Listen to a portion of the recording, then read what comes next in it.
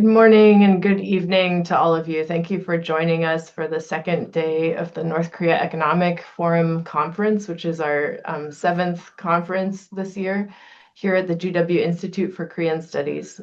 My name is Celeste Arrington. I'm the director of GWIX, as we like to call it.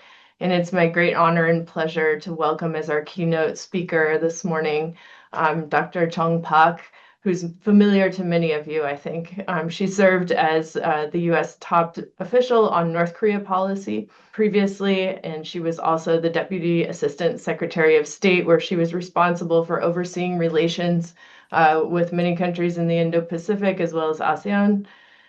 Before that, she served in the intelligence community as a senior analyst. She has written a book called Becoming Kim Jong-un, which has received great acclaim. And most recently, a few weeks ago, a co-edited book that she worked on with Dr. Ramon Pacheco Pardo called East Asia's Grand Strategies, a 12-case comparison, which sounds like a small undertaking, was just published. Dr. Pak received her PhD from Columbia and also studied in the ROK as a Fulbright scholar. And I think many of you are familiar with her commentary and analysis of North Korea policy over the years.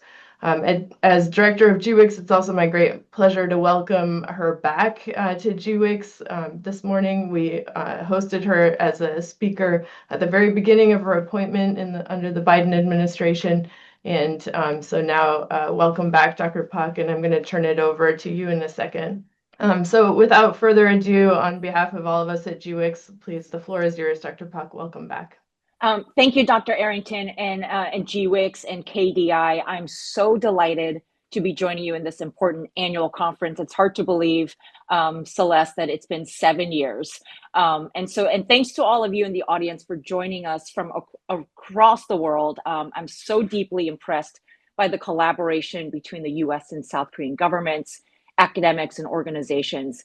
And from my perspective, this collaboration is critically important for sharing and developing analytical frameworks and assessments, as well as checking assumptions and analytical biases, particularly given the current geopolitical environment. A lot has changed since I last saw Dr. Arrington and GWIX.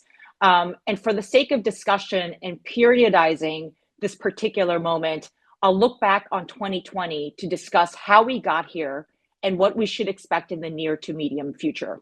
I will also suggest some areas of further research and analysis. North Korea was in a really bad place when the pandemic erupted in early 2020. After some heady, high-profile, unprecedented summitry with the US, South Korea, China, and Russia, North Korea hobbled into the new year. Kim Jong-un had been humiliated after the failed summit in Hanoi in 2019, during which he failed to get the concessions that he had demanded and got back on a very long, very slow train ride back to Pyongyang. He had wanted the lifting of sanctions in exchange for a limited dismantling of the Yongbyon nuclear research facility. In particular, he wanted the lifting of UN sanctions from 2016 and 2017 that had banned North Korean exports of textiles, seafood, labor, coal, iron ore, and it also limited imports of refined petroleum products. Though sanctions evasion gave the North some limited relief, there was evidence that the North Korean economy was suffering as trade, especially with China, plummeted.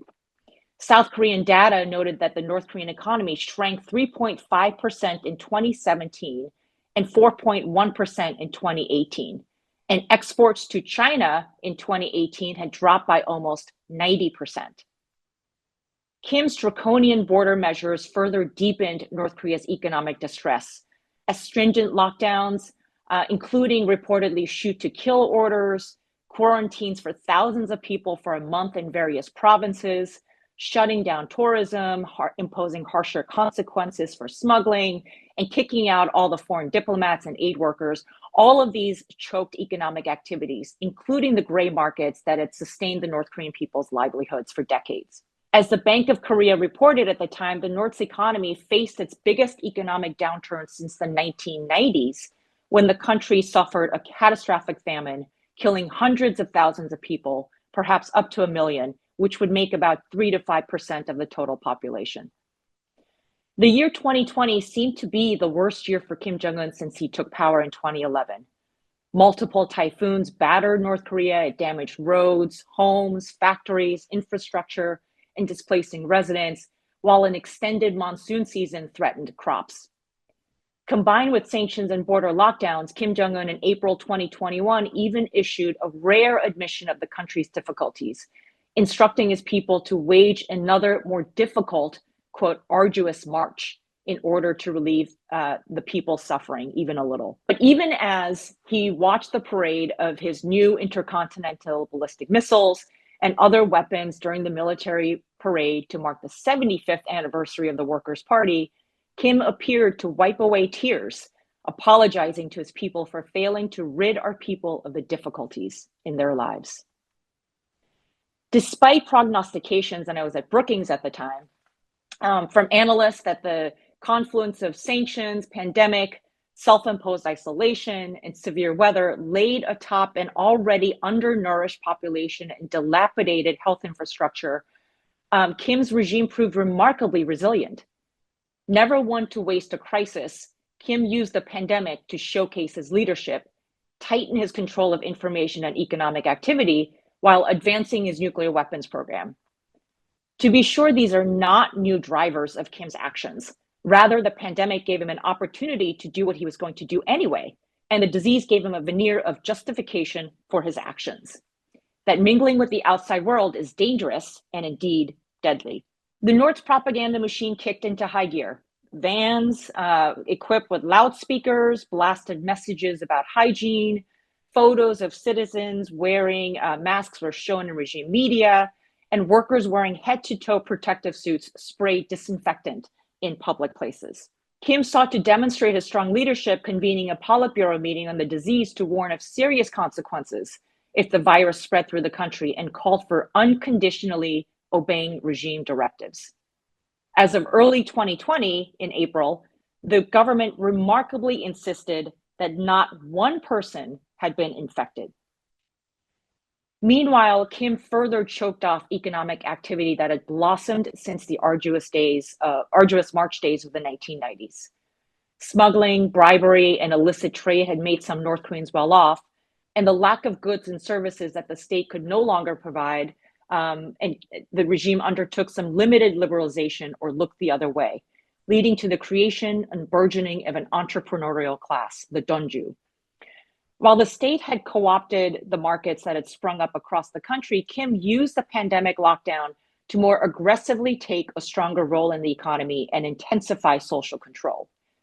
In addition to issuing harsher punishment, for example, years at a labor camp for even using South Korean expressions or mimicking South Korean accents, Kim also demanded a, quote, a powerful mass campaign against the practices running counter to the socialist lifestyle.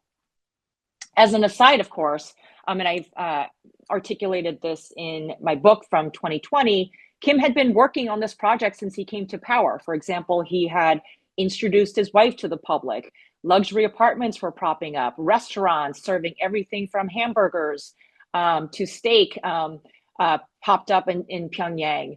The North Koreans produced their own makeup. They had their own girl band and their own fashions, all intended to spur a domestic market and to show that North Korea was on par with the rest of the world, but better.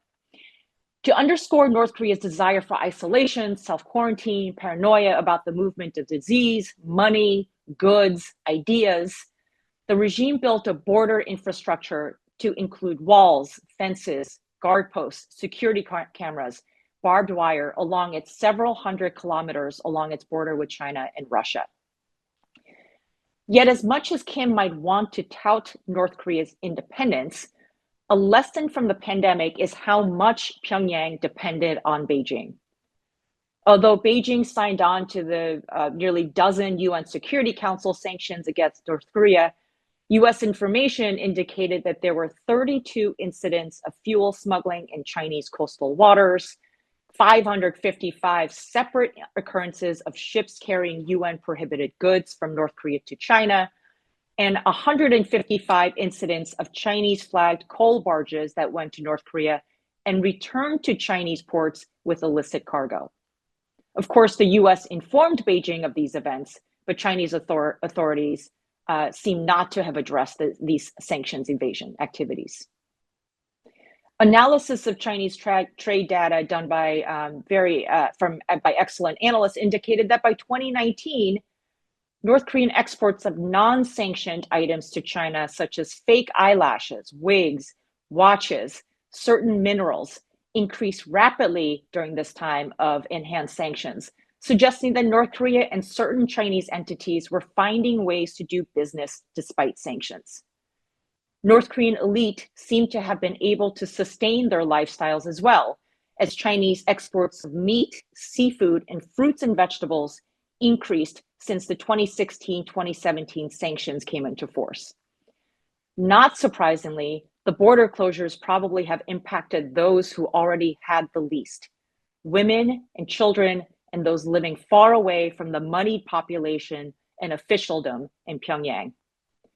Thus, the pandemic gave Kim the opportunity to ramp up and move aggressively toward his goal of strengthening state control of economic activities and information flows, using fears about the disease as justification for his draconian moves.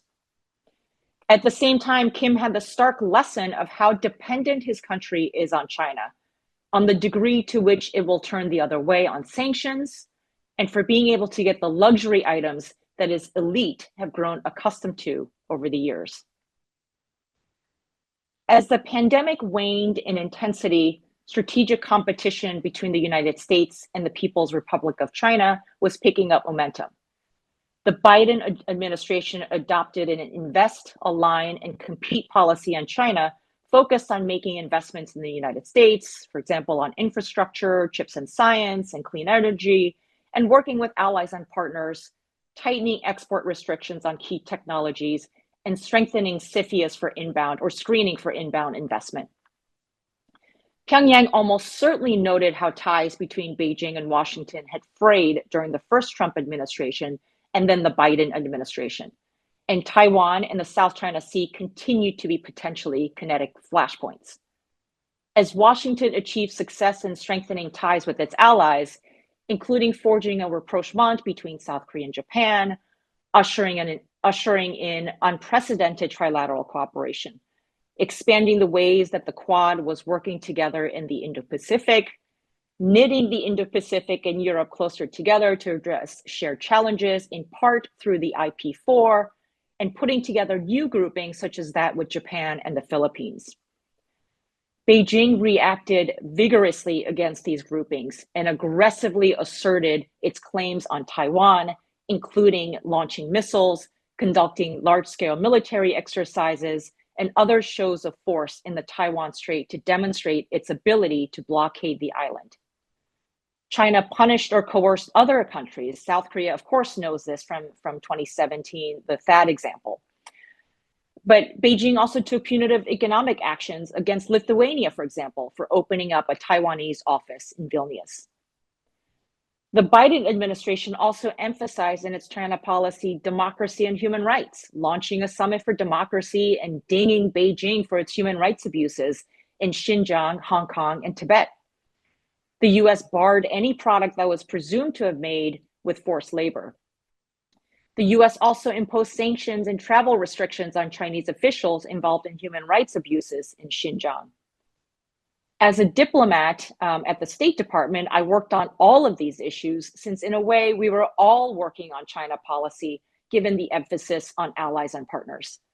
My team and I crisscrossed the globe from Europe to Asia to the Middle East to Africa to support US policy, to gird our allies and partners to withstand PRC gray zone activities, and to identify ways to expand Taiwan's international space as a democratic, technologically advanced partner for many countries. But it was quite interesting to me as a longtime North Korea watcher to see how North Korea was responding to these activities of the United States. For the first time in decades, and I asked analysts to look at this when I was at State, Pyongyang issued statements supporting Beijing's position on Taiwan. The North Korean foreign minister in October 2021 slammed the United States for inflaming military tension in the Taiwan Strait when it conducted freedom of navigations operations and providing Taiwan with weapons. He called these actions, quote, indiscreet meddling and reckless. And the foreign minister linked Taiwan to the Korean Peninsula, saying, quote, it is a well-known fact that the US troops and its military bases are in use to put pressure on China, and that the huge forces of the US and its satellite states, which are being concentrated near Taiwan, can be committed to a military operation targeting the DPRK at any time. Its foreign ministry spokesperson denounced Speaker Nancy Pelosi's visit to Taiwan in August of 2022, affirming that Taiwan is, quote, an inseparable part of China, and bashed the US for being, quote, the root cause of harassed peace and security in the region. North Korea condemned AUKUS, an agreement that the US would provide nuclear-powered submarines to Australia, as an extremely dangerous act and threatening the international non-proliferation system and intensifying the arms race. Pyongyang had also previously weighed in on Xinjiang, defending China, claiming that Western nations are creating a, quote, a human rights virus that is doomed to fail. It condemned the trilateral summit with Japan and South Korea, which had been the first in 5 years. Pyongyang inveighed against cooperation, claiming that this trilateral military alliance between the US, Japan, and South Korea were a prelude to an Asian version of NATO.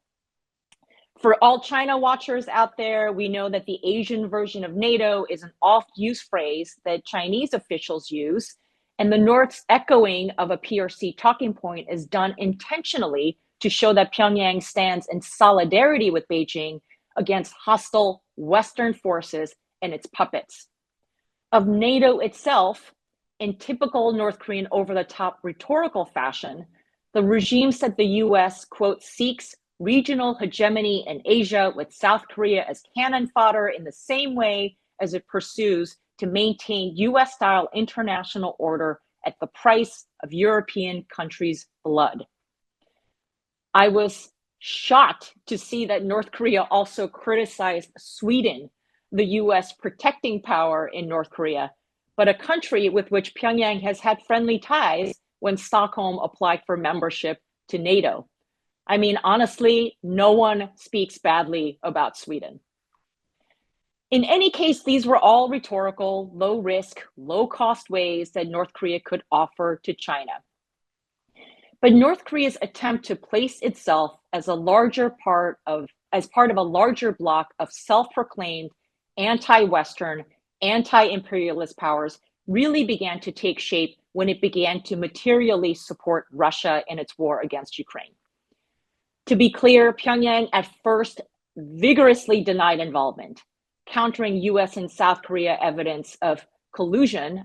We shared imagery, of course, stating unequivocally that we have never exported weapons or ammunition to Russia before, and we do not plan to export them. The North blamed the United States for spreading rumors and told us to keep our mouths shut. But after denying its role multiple times, Kim Jong-un ultimately in June 2023 on Russia National Day said he would hold hands with Russian President Putin, pledging full support and solidarity with Russia in its invasion of Ukraine. Just a couple of months later, Kim would make his first trip outside of the country since the pandemic to the Russia Far East to a space launch facility. The two leaders reportedly spent 4 hours together, Putin offering technological assistance on satellites as well as possibilities for future military cooperation, while Kim endorsed Russia's special operation in Ukraine, what he referenced as a sacred fight against the West, a fight against imperialism. The following year, in June 2024, Putin traveled to Pyongyang, where the two leaders upgraded their relationship to a comprehensive strategic partnership and pledged military assistance if the other side goes to war after being invaded. Analysts noted that the treaty used language from the 1961 pact between the Soviet Union and North Korea to revive their Cold War political and military alliance, of course, the heyday of the North Korea-Russia relationship. For Kim, who had long been an international pariah, a belittled leader of a rogue state, this was a major accomplishment. The alliance with Putin and the framing of this as an anti-Western project gave Kim the luster of ideological legitimacy. The North reaped the benefits of revived ties to Russia. Moscow and China blocked US and international attempts to curb Pyongyang's development of WMDs and other new, more sophisticated weapon systems.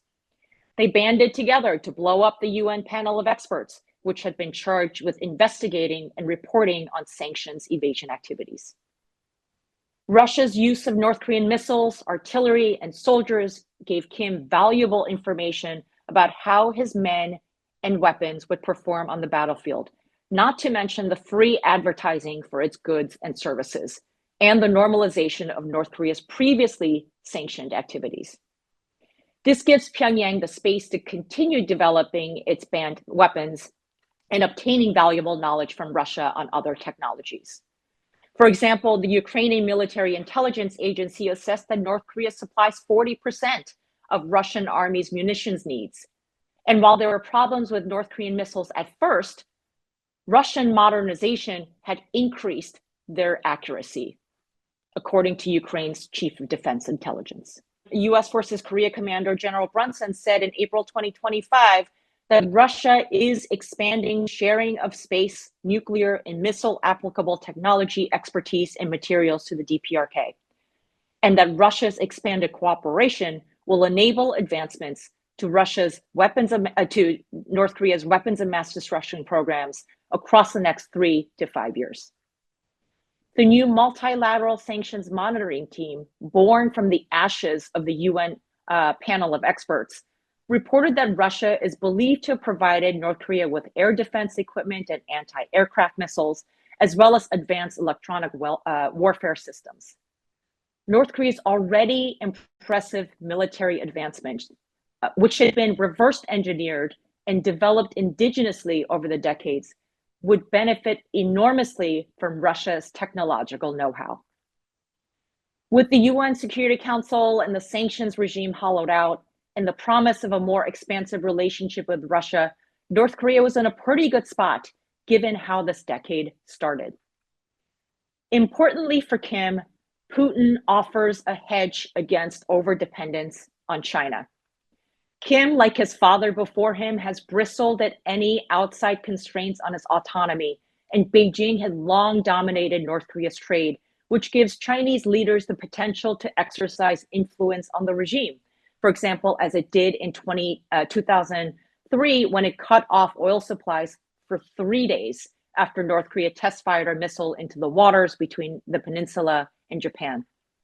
Russia has reportedly provided more than 1 million barrels of oil last year, as well as wheat flour, sugar, fish, soybeans, and helping it to access the global financial system and paying workers in violation of UN Security Council sanctions.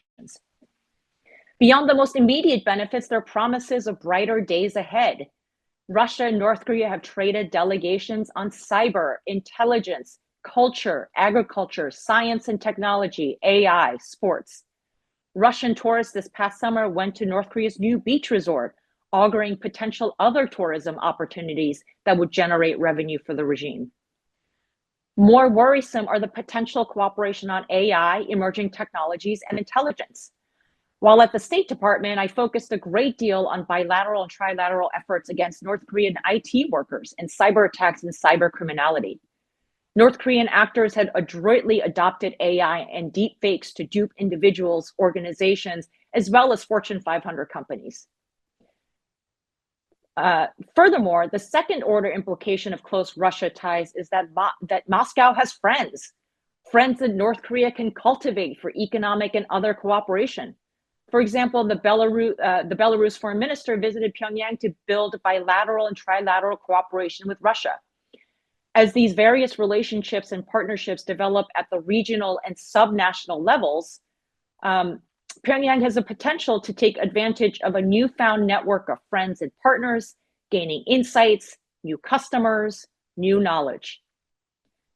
Kim Jong-un's prominent appearance at the Victory Day parade in Beijing next to both Xi and Putin marked how Kim had arrived on the international stage, perhaps even more significant for North Korea's future prospects than the meetings he had with President Trump in 2018 and 2019. In his first multilateral meeting, Kim sought to project himself as part of a unified cohort of world leaders countering US and Western influence, an alternative world order, as China's nuclear-capable missiles that could hit the United States rolled by. Kim had separate meetings with Putin and Xi, whom he had not met with since 2019. He was accompanied by his daughter, presumably Jue, who had been appearing at his events and site visits, including at missile launches with her father since 2022. At the parade, Kim would have had the opportunity to further expand his Rolodex as leaders from Iran, Burma, Pakistan, Mongolia, Uzbekistan, Belarus, Vietnam, Malaysia, Indonesia, Nepal, Maldives, Zimbabwe, Slovakia, and Serbia also attended the celebrations. Still basking in the glow from his successful trip to Beijing, Kim last month in a speech to the Supreme People's Assembly said that he had fond memories of the US President, Trump, and that if the US dropped the denuclearization and accepts reality and wants genuine peaceful coexistence, there's no reason for us not to sit down with the United States. Perhaps he was emboldened by the fact that official PRC readouts of his meetings with Xi and their respective foreign ministers' meetings did not mention the word denuclearization, a glaring absence given past readouts. While we might see additional summits, even perhaps another Kim-Trump 4.0, the North Korea of today is not the North Korea of 2020 or 2021, or frankly, anything that we've seen in recent history. As the Trump administration demands allies do more for themselves in defense, retreats from international organizations, and focuses inward, China, and to a lesser degree, Russia, have stepped in to take advantage of the perceived vacuum. A new world cop on the beat, as some scholars have called it. This new landscape has reinforced and validated hedging behavior by smaller powers. As Kim Jong-un and his father and grandfather have honed their craft of juggling, managing, deceiving, cajoling, threatening, frustrating, and flattering their larger neighbors since the country's founding, Kim has proved himself to be a skillful regional player in 2025 as in 2018. His goals are to reshape regional dynamics on his terms, cementing his status as a nuclear weapons power and preserve his autonomy. But unlike in 2018, he is in a much better position, fully in the embrace of Russia and China, who now provide him with economic and military support, as well as ideological legitimacy on the regional and global stage. Kim's enhanced position with China and Russia offers him more strategic and tactical flexibility. He almost certainly has observed that Xi and Putin do not trust each other. The New York Times reported that Russia is suspicious of Chinese espionage and calls China internally as an enemy. Chinese interlocutors are at pains to explain that we should not assume Beijing is supportive of Russia's closer ties with North Korea. And they have expressed concern, but privately, about the kinds of military technology Russia might be sharing with North Korea and how that might embolden Kim to take escalatory actions. North Korea trusts neither. North Korean actors hacked into Russian missile manufacturing company in 2022. A German cybersecurity firm discovered that North Korea has been trying to infiltrate the Russian Ministry of Foreign Affairs. And there's certainly no love lost between Xi and Kim. Russia's economic support for North Korea will never rise to the economic heft that China has vis-a-vis North Korea. But Kim could play to China's unease about Russia's growing influence to extract concessions. With Russia, he could potentially dial up or dial down his material support for the war in Ukraine, since, as mentioned above, North Korea's munitions comprise about 40% of what Russia needs. To manage both Moscow and Beijing, he could restart talks with Washington and inject angst in his neighbors' capitals about what Kim is up to. In this scenario, Xi might welcome US-North Korea dialogue, which might augur more stability on the Korean Peninsula, which Xi values, while Putin might worry that it could undermine his war effort in Ukraine. Or perhaps Kim might want to do Putin a favor and make positive overtures to South Korea and use engagement as a leverage to give Seoul second thoughts about supporting Ukraine in any way. In another darker, as dark scenario, an emboldened Kim could conduct kinetic activities, covert and overt, aimed at testing the US-South Korean alliance and testing how Beijing and Moscow respond. I think back especially to when Kim called South Korea a hostile country and principal enemy late last year and simulating nuclear strikes. We could spend hours talking about the different permutations of what cards North Korea could play. Meanwhile, the normalization of North Korea's weapons development and testing and endorsement by their use by Russia provide opportunities for proliferation not seen since the pre-sanctions days and making the world a less safe place. In sum, the space is wide open for North Korea to take advantage of its new networks opened up by Russia and China and their perceived tacit acceptance of the North as a nuclear weapons power. The new ecosystem has fundamentally changed Kim's incentives calculus and suggests that the revived dialogue with the United States will require more than what the US has offered in the past: sanctions relief, economic assistance and cooperation, humanitarian aid. He can get these from his new circle of friends. Reduced sanctions effects and lack of implementation by China makes it difficult with other partners. As it was already hard for countries, especially developing countries, to identify evasion and resolve it. It also gives them an easy way to overlook the sanctions evasion unless it hits their bottom line. And frankly, the messaging from the US and others need to reflect that. I think this new situation shows the importance of interdisciplinary, cross-functional expertise. They must involve the tech industry and the finance industry, and not just North Korea experts or China experts, but Russia experts, Eastern European experts, South Asian and African experts, to anticipate North Korea's next actions and cross-fertilize ideas and inject the importance of this issue to developing economies. Because right now, as it has been in the past, other countries think this is a US problem, a Western Europe problem, a South Korea problem, or Japan problem. There are opportunities, though, that if the North Koreans are engaged more with other countries, there are more chances that more North Koreans are out and about. And as we look to the future, we should continue to challenge and check our assumptions about North Korea. Things changed quickly in the past 5 years, and I think no one predicted that Kim would be providing missiles and men to Russia to help fight its war in Europe. And I think many were surprised at the regime's resilience in navigating a pandemic and the economic costs of isolation. But here's some questions for other research and discussion as we look to the future. Diversifying partners entails risks and opportunities. Does Kim have the appropriate tools of statecraft? Does he have the bureaucracy to deal adeptly with new partners? Are there tensions between those in the country who favor Beijing over Moscow and vice versa? And how would Kim avoid creating pro-Beijing, pro-Moscow interest groups? Kim assassinated his uncle for being too close with Beijing in his economic dealings. Does he have strong enough measures in place to ensure that there will be no alternative power centers? Does Kim have a plan B for if and when the Russia-Ukraine war ends? And how might succession planning figure into Kim's dealings with Russia and China? And finally, as North Korea's participation in Russia's war in Europe have really shown the overlapping security theaters that we're experiencing at this current moment. And it has alarmed analysts and various governments about the contingencies that could be sparked as a result of potential flashpoints in Taiwan, South China Sea, or the Korean Peninsula, or in Europe. So these are a lot of questions. Thank you for your attention. Look forward to your questions. Dr. Arrington, back to you. Thank you very much, Dr. Pak. I think this was a fabulously comprehensive analysis of how Kim Jong-un leveraged the pandemic and neighboring friends to his advantage.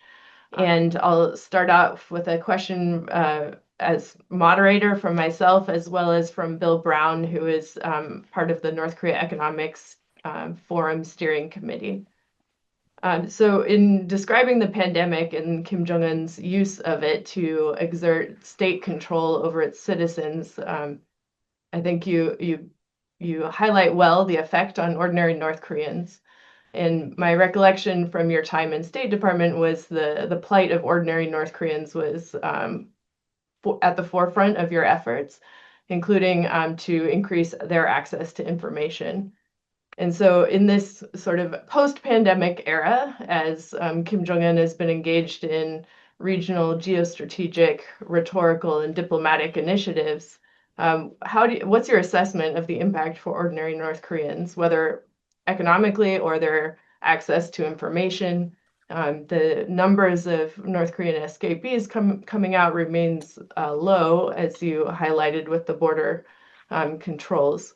And then Bill Brown asks this question. He says this is a really interesting wrap up of North Korea's geostrategic position, but has Kim standing with Putin and Xi in Tiananmen, as they were standing there, the exchange rate was imploding back home. The North Korean won has fallen from 8,000 won to the dollar to 32,000 won to the dollar in just a few months, and rice prices have doubled. State wages have also increased 10 times. So I think related to my question, he asks, how do you see the internal dimensions of Kim's situation in this new era of friendship between the DPRK and Russia and China? Is he abandoning communism as Russia and China have, leading to a simple geostrategic alliance, not an ideological division against the US? Or how do you assess the internal implications of this shift? Thanks. Great questions, and hello to Bill, who's a dear friend.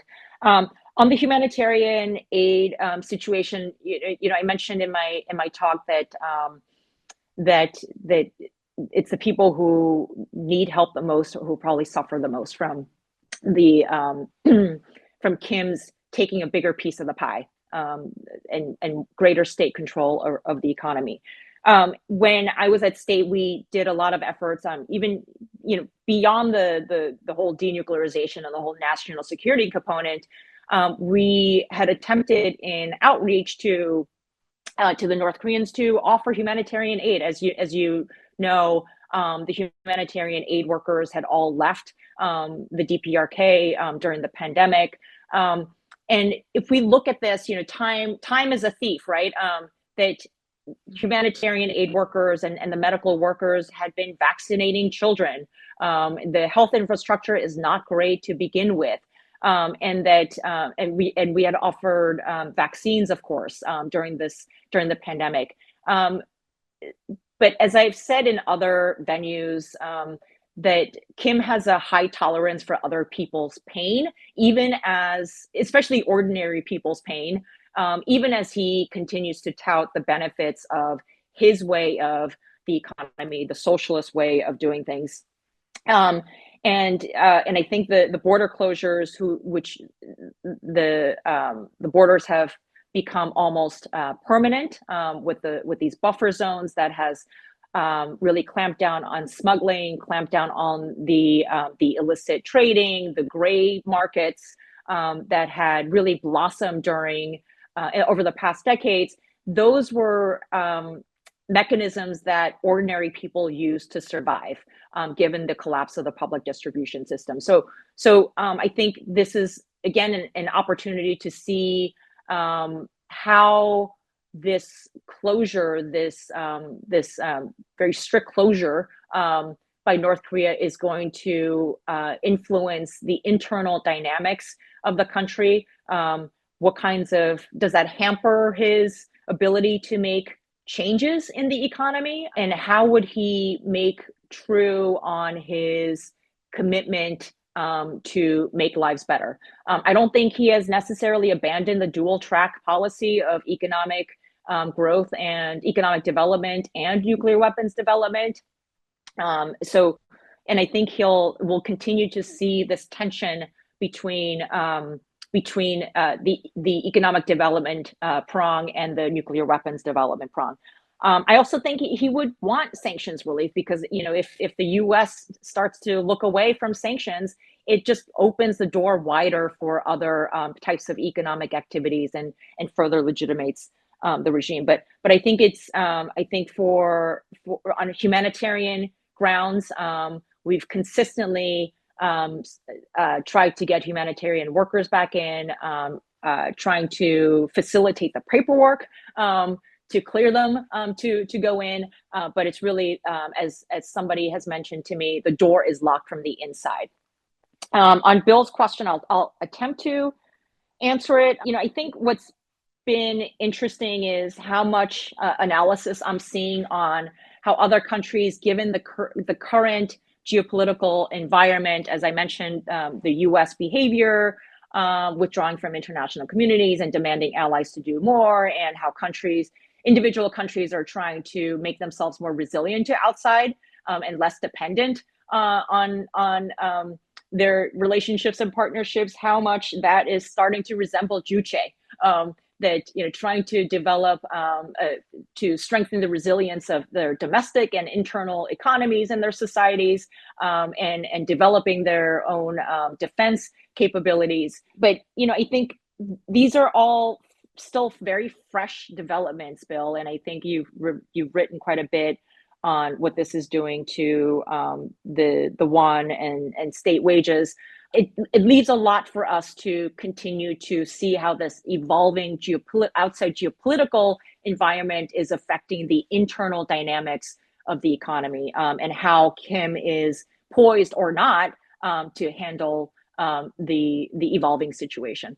All right. I want to thank Dr. Pak for excellent. I think you highlighted very well how much has changed as you described within the last 5 years.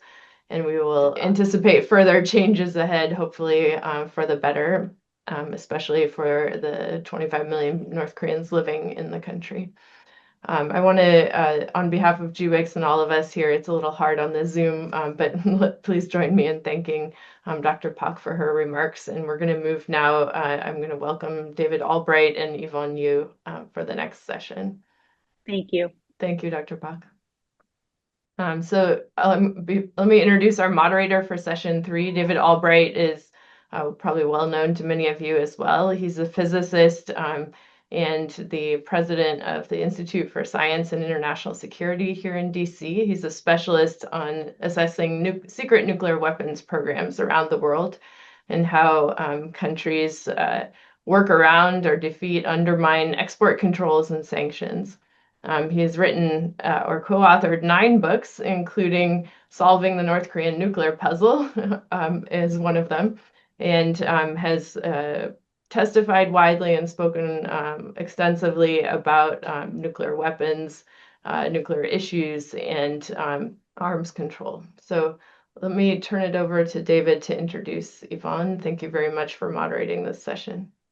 Okay, well, thank you very much. Happy to be here. And so Dr. Pak's talk was very, in a sense, depressing, and I think one of the challenges for Yvonne is to try to sketch out some remedies and some ways forward on the sanctions front. And she brings a tremendous amount of expertise to this question. She's currently senior fellow at the Center for Advanced Defense Studies. Before that, she was on the UN panel of experts in North Korea, where she initially focused on maritime issues and then became the panel's coordinator. Before that, she was in the Singapore Ministry of Foreign Affairs and was deeply involved in nuclear non-proliferation issues. So she brings a unique set of expertise to this problem, and particularly one more looking from the bottom up. How do you analyze the situation? How do you see the problems? And so with that, I'd like to welcome Yvonne to give her talk. Thank you very much, David, for your kind introduction. And I'd also like to start off by thanking GWIX and KDI School for this invitation and for the audience for tuning in across time zones. I've been asked to talk about the effectiveness, challenges, and future of UN sanctions on the DPRK for North Korea. This, as we all know, is a topical issue that is salient considering today's geopolitical dynamics and the ongoing war in Ukraine that has really provided some unprecedented challenges to the DPRK sanctions regime. But first, let me begin with a bit of background on DPRK sanctions. So North Korean sanctions have been around for close to 20 years. In other words, this is a long-standing issue. Over time, the UN's DPRK sanctions regime has grown to become the most extensive existing sanctions body to date.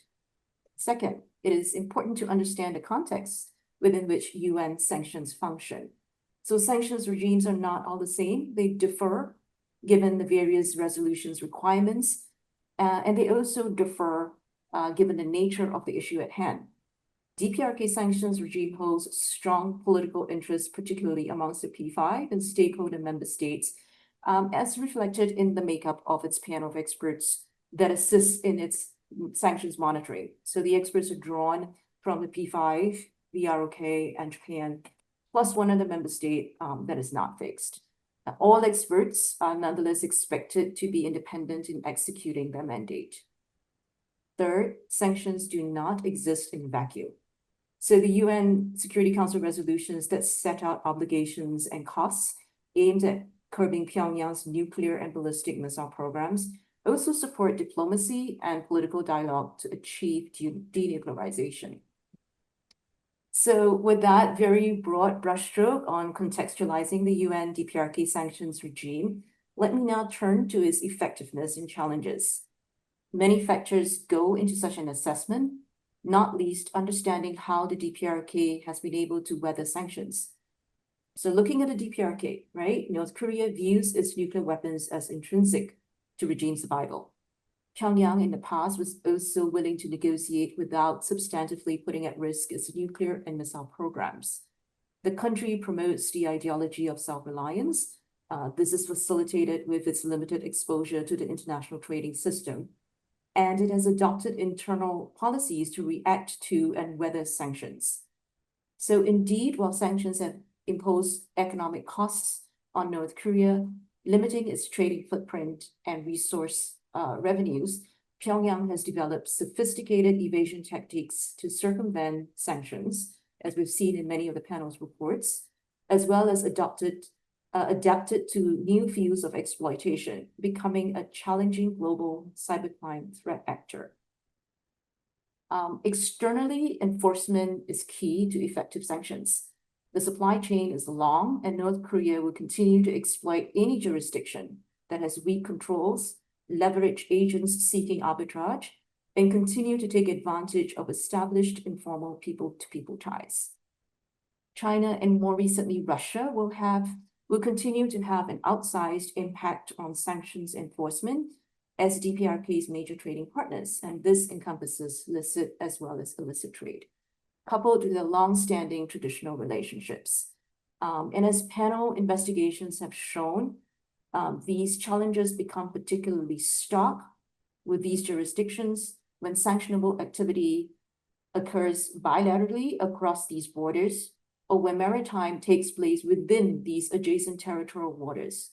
So if you look at the scenario, right, under such a situation, prior methods such as interdicting cargo or relying on third country domestic law enforcement assistance, where transactions and transportation have transited along the supply chain, no longer apply with such direct trade. Despite all this, together with the termination of the panel of experts in 2024 by a Russian veto, UN sanctions remain in place. So by and large, I would say implementing sanctions will always be a work in progress, dependent on many factors. Geopolitical tensions that have always existed will continue to impact on global sanctions cooperation and enforcement. But the war in Ukraine has affected the DPRK sanctions regime in much more significant ways today than before. DPRK and Russia's actions that have contravened multiple Security Council resolutions have generated sober security concerns on the Korean Peninsula and beyond. And this is not, simply another case of disregarding sanctions resolutions, but real concerns have arisen over the kind of technological, technical, and other material transfers and exchanges between Moscow and Pyongyang that could agenda. So several government officials in Washington, Seoul, and elsewhere have already spoken about such exchanges that could advance North Korea's WMD program, its conventional military capabilities, and possibly encourage more emboldened DPRK behavior. So do sanctions then still serve as a viable tool? As earlier indicated, UN sanctions have come under substantial strain. Some have taken this as a license to disregard sanctions or have taken it further to dismiss sanctions as a basis that sanctions measures have failed to prevent DPRK from developing its WMD program, being ineffective in the face of sanctions evasion, and has contributed to the country's humanitarian crisis. I think the short answer to all of that is the reality is wishing away sanctions would be just as untenable as applying sanctions for sanctions' sake. With a limited menu of options to choose from, sanctions continue to play a role as part of the spectrum of the diplomatic toolkit that avoids war. And policymakers would want to retain the option to continue to draw from a menu that includes the widest range of options. So diplomatically, sanctions, its maintenance, strengthening, raising, or lifting will also continue to feature as part of an overall larger roadmap for dialogue, denuclearization, or arms control. However, it remains unclear whether sanctions relief holds the same urgency for DPRK today, given the vastly different external environment since 2018-2019. Present circumstances have likely contributed to a decreased urgency for Pyongyang, at least to seek sanctions reliefs on the same terms as before. And if the issue at stake on the table for North Korea is deemed existential, sanctions relief or aid would be inconsequential for Pyongyang. In any case, an advancing North Korean weapons program, fears over proliferation implications of rejuvenated Russian DPRK cooperation, and a stymied dialogue negotiations to date have raised questions as to what kind of strategic readjustments can or are being made on the sanctions front. So I think there are limited ways where DPRK sanctions matters can progress within the UN context, at least in the near term, given persistent P5 divergent positions. In the meantime, countries that seek to curb North Korea's expanding nuclear and missile programs are doing so outside of the UN context through autonomous sanctions.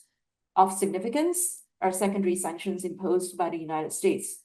Secondary sanctions remain controversial given their extraterritorial reach. However, as they have tangible consequences, businesses around the world that risk exposure to such measures have taken them seriously. Other countries are also contributing assets to help monitor DPRK sanctions evasion activities, for instance, over the high seas. And this brings me to my next point, the multilateral sanctions monitoring team. So the DPRK's POE's demise resulted in the creation of the MSMT, comprising 11 participating states. And these states contribute resources and experience to fill the panel's gap on monitoring and reporting on North Korea-related violations. As UN Security Council resolutions remain in force, governments as well as the private sector will continue to require information concerning ongoing sanctions violation and evasion methods. Given the scale and complexity, the MSMT, with its resources, information, assets, and technical means available, is arguably the best place to fill this monitoring and reporting function. However, as its membership comprising like-minded Western states and US allies have been accused by those critical of it to dismiss the body's reporting and findings as biased. The MSMT has already indicated it was open to more participating states. Maintaining rigorous analysis of the team's reports and providing evidentiary standards alongside other supporting corroborated open source research, I think will continue to remain the best counter to allegations of purported biasness. And I think there's also something to be said in terms of strategic adjustments of leveraging technology in non-governmental actors. So the evolving sanctions landscape has clearly necessitated the use of technology and open source intelligence, or OSINT work, for effective monitoring and enforcement. And this is particularly the case for a closed country like the DPRK. I've spoken for several years now about the importance within the UN panels of experts of possessing the necessary OSINT skills, along with the need for rigor that entails. And I think in that sense, I was really pleased with the opportunity and focus that GW University provided at yesterday's session to those emerging scholars that are doing the kind of great work that's really needed. And as North Korea exploits its cyber capabilities to generate massive amounts of illicit revenue and increase its technological edge to advance its military and nuclear program, cybersecurity remains a critical area in the sanctions sphere. In an environment of challenging sanctions implementation, this is an area, I believe, where states' interests coalesce. Pyongyang has successfully gained asymmetrical advantage and skirted sanctions by targeting an extensive range of vectors through cyber means across geographies.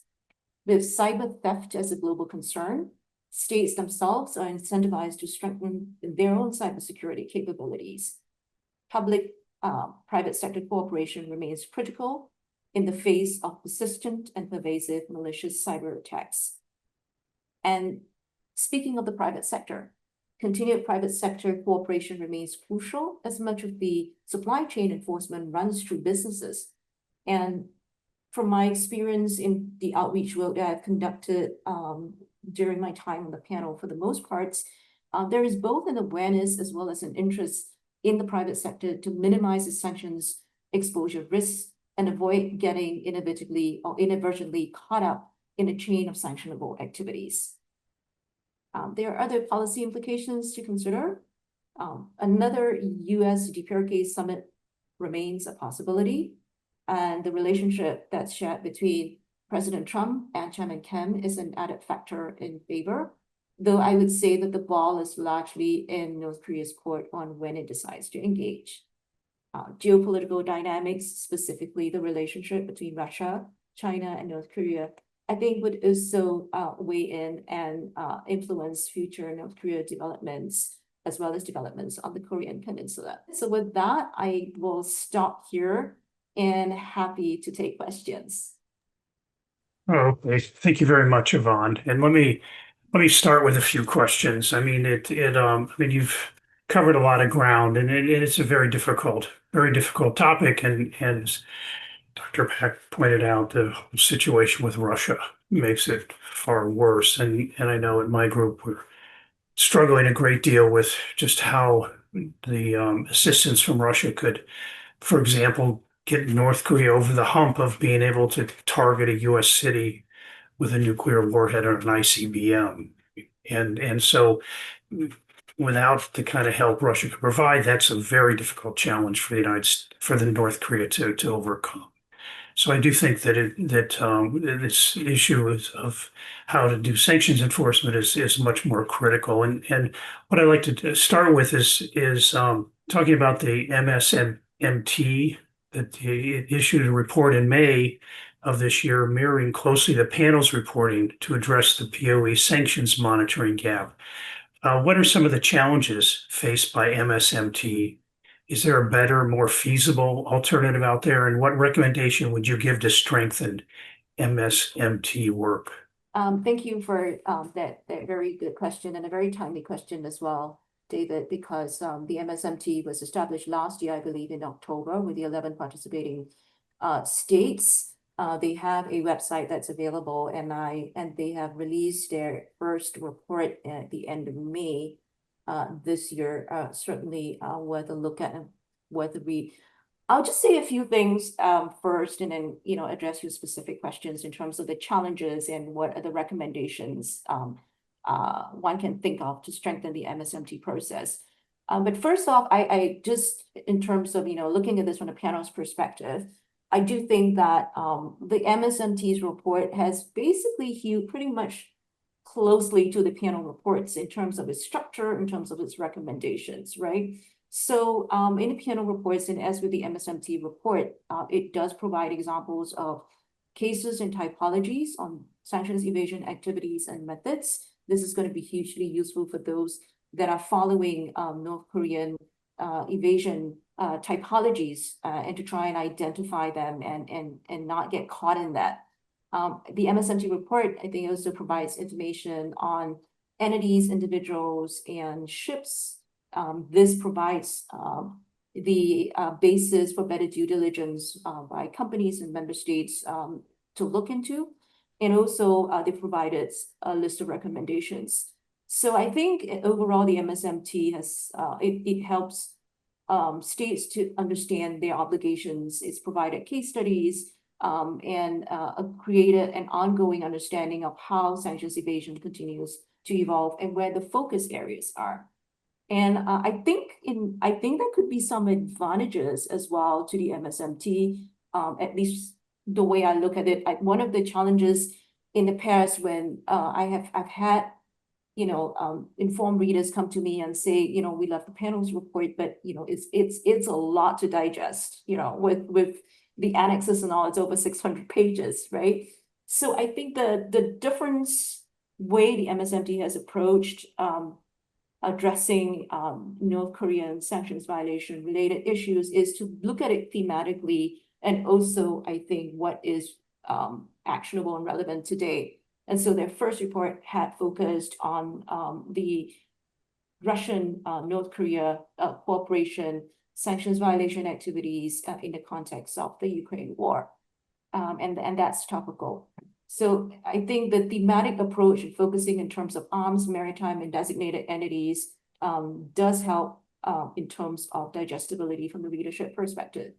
I also do think that in terms of attribution, the MSMT's report is more specific and judicious in terms of its language. So I also want to give an acknowledgement on that front. From experience as well, looking at sanctions matters in particular, member states would always prefer to deal with the primary source, so which means with other member states. And that could be, whoever's holding the information from the MSMT, or be it, whoever is conducting the investigations itself. Turning to the challenges of the MSMT, I think there are two main challenges, right? So the first is that the MSMT remains outside of the Security Council context. And I think this is a distinction with a difference. And it's significant in a couple of ways. So the panel of experts was able to go out, reach out and ask questions, get responses that help further its investigation because it was mandated by the Security Council itself under a specific resolution. So moving reporting as such outside of the UN Security Council context and having the report not endorsed, for the lack of a better word, by Council is going to be limiting. And I think if we were to push that argument further, the reality is if you were Russia and China, why would you cooperate with a body outside that excludes dealing with them? Chances are they will not. But I would say overall, it is still better from the larger body, UN body, that if anything that is held outside in terms of reporting obligations and reports on sanctions violation issue, MSMT is still a better, is still the best option available out there. And the final point that you've asked, what can be done better? I would say perhaps, in terms of the recommendations, and the MSMT has given a couple of recommendations, I think what would be extremely helpful, and this particularly from feedback that I've had over time dealing with and reaching out to private sector companies, is they would really benefit from much more concrete step-by-step actions and under your list of recommendations. So there's better clarity on how to approach an issue. So those are my perspectives on the MSMT. Okay, no, thank you. Next question that I'd like to ask is a little more controversial. I mean, and it's a problem from the U.S. point of view. Right now, the Trump administration is very leery of the U.S. imposing sanctions on Russian entities. it's coming up constantly, and you see it in trade data of things going from China to Russian entities of tier one goods that are banned and sanctionable. But these Russian entities aren't being sanctioned. But nonetheless, would it be useful to apply more secondary sanctions on Chinese entities that are suspected of violating or known to violate the sanctions on North Korea? So it's a bit asymmetrical in the sense it's unlikely to have U.S. sanctions applied on Russian entities trading with North Korea, for example. But would it help if there was a step up of sanctions applied on Chinese entities known to be trading in banned goods or sanctioned goods with North Korea? Yeah, so a couple of things first. The notion of autonomous sanctions or secondary sanctions, and the various other slews of congressionally mandated levers that the US can bring to bear on any country, including China, has always been there. I think it's not a new scenario where there's been investigations on sanctions evasion activities, sanctions violation that has taken place within Chinese jurisdiction. So the levers are there, I would say. I think I don't want to speak on behalf of the administration or US officials. Perhaps that question would best be referred to them. But, I think behind the scenes, you see that a lot of work is being done. Certainly, I think transmitting the information is going to be useful. But I think it comes to the question of, how much and how active will China can be expected to play, including if you were to put more pressure, such as sanctions on China. I think that also speaks to the larger issue, David, on, sanctions are not often in a vacuum. And when you look at US-China relations, it's always wrapped up in big power politics. So, yeah, I would just say the levers are there, and how much you're going to get China to further enforce sanctions with additional measures such as imposing autonomous sanctions. Really, I don't know. I think the key point is that, when you look, China looks at the DPRK situation largely from the perspective of stability. And so you're not going to have a scenario where you're going to have zero sanctions implementation, because it's wrapped up in the whole stability issue for North Korea. And back again to the larger geopolitical great power politics, that would be a conversation to have within that broader framework. Oh, okay, thank you. There's several questions from the audience I'd like to try to sort through. Apologize if I don't get to your question, but North Korea behavior with respect to nuclear weapons development and criminal cyber activity are threats not just to the US and West, but also have big implications for people in China and Russia.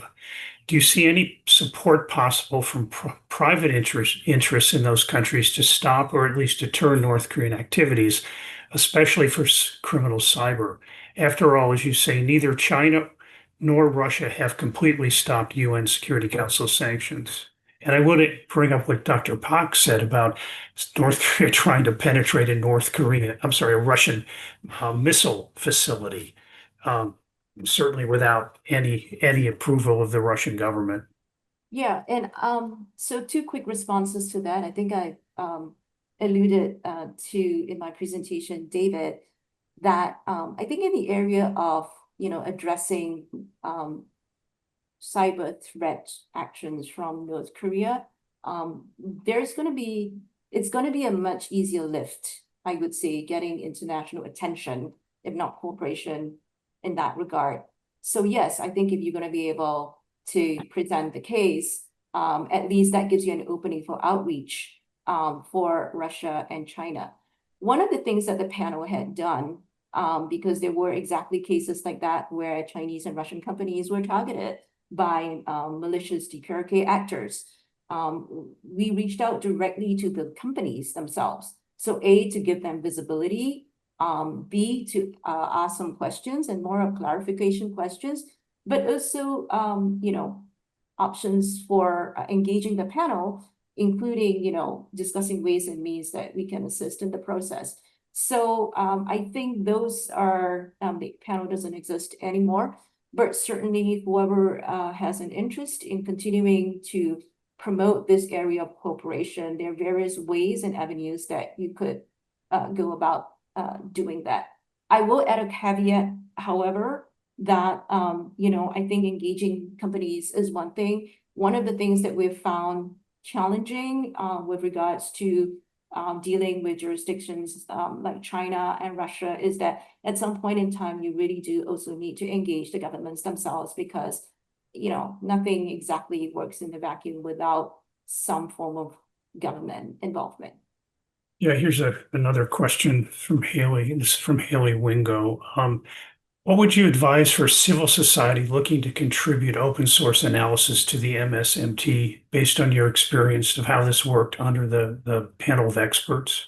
Yeah, thanks, Haley. That's a really great question. I think I'm remiss not to have added that, the MSMT is only sort of like, I think it's an important avenue, but is one avenue to which sanctions violation evasion activities can be and are being monitored and reported on. There is a great school of, specialized OSINT experts as well as think tanks out there, many of which you had presented yesterday, and which is great.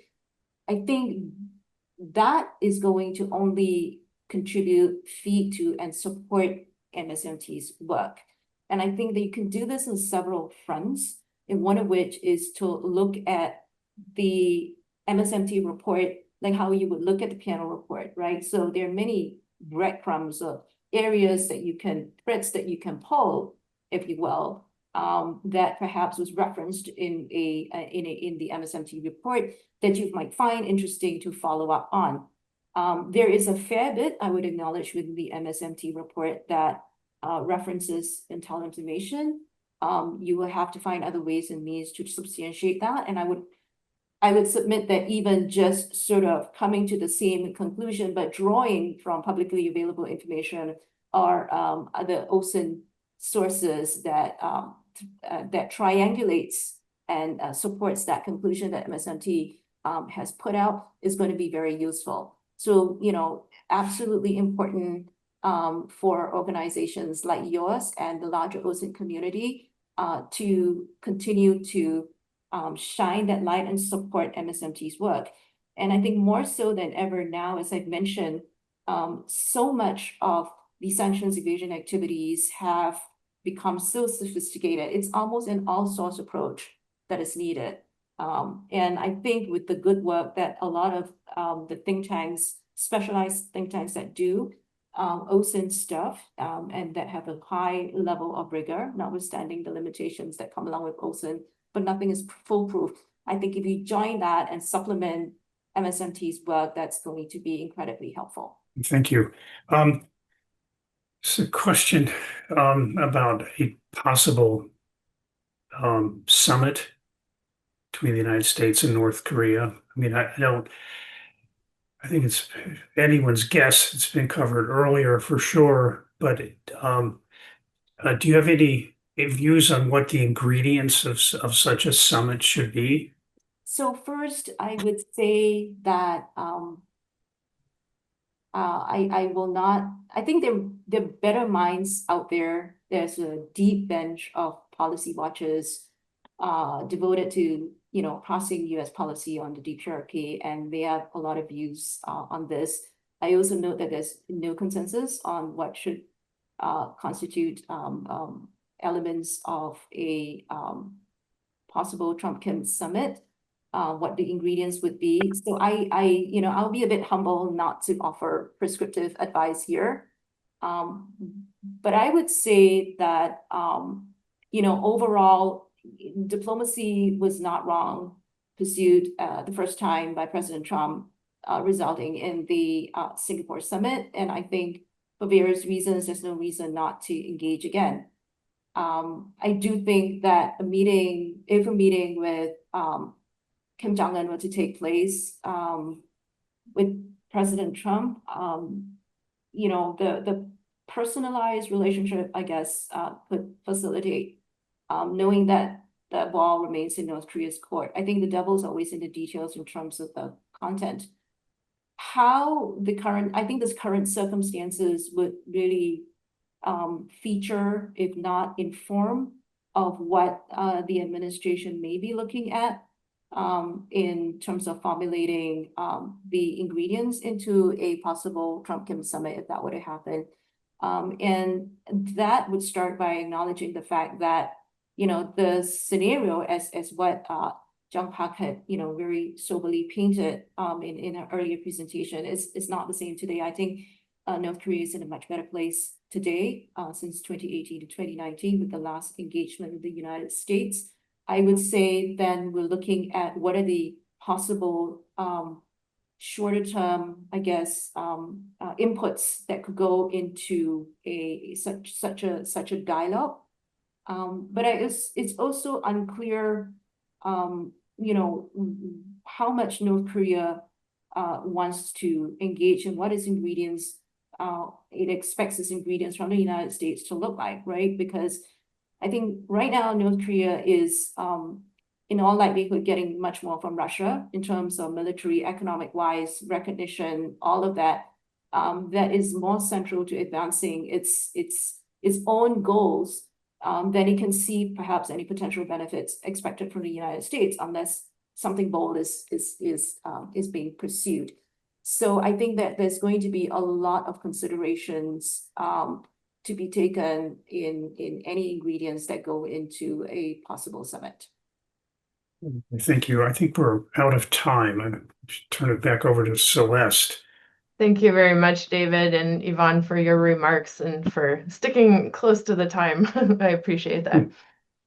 To close out this year's 7th annual North Korea Economic Forum Conference, I just wanted to, once again, on behalf of all of us at GWIX, thank the esteemed speakers, ranging from yesterday's exceptional panel of emerging North Korea watchers, as Yvonne highlighted, to today's maybe more seasoned presenters. I thank you for your time also in attending today's panels. The conference would not have been possible without the hard work of our North Korea Economic Forum Steering Committee, including the co-chairs Rachel Lee and Troy Stangeron, and the GWIX Associate Director Yono Kim deserves a lot of credit for being the brains behind this entire operation. We at GWIX are immensely thankful for the continued partnership with the KDI School in putting on the North Korea Economic Forum events. And I do encourage you to tune back in for our conference in the spring, as well as to get in touch with GWIX for all of our other programming. For example, if you want to talk about hear about something totally different, next Friday, we have our 33rd annual Hammusuk Colloquium on Korean Humanities, which will be focused on transcultural K-drama. So maybe a little bit more optimistic than our discussion about North Korean sanctions enforcement in this last session. So I also want to thank GWIX staff, Habin Peck and Ravina Yugale, for being behind the scenes running this webinar today, and to all of you for tuning in. Please continue to join us at our GWIX events and North Korea Economic Forum, and many thanks again to Yvonne and David for this last session of the day. So thank you all, and have a great rest of the evening or morning wherever you are. Thank you. Thank you.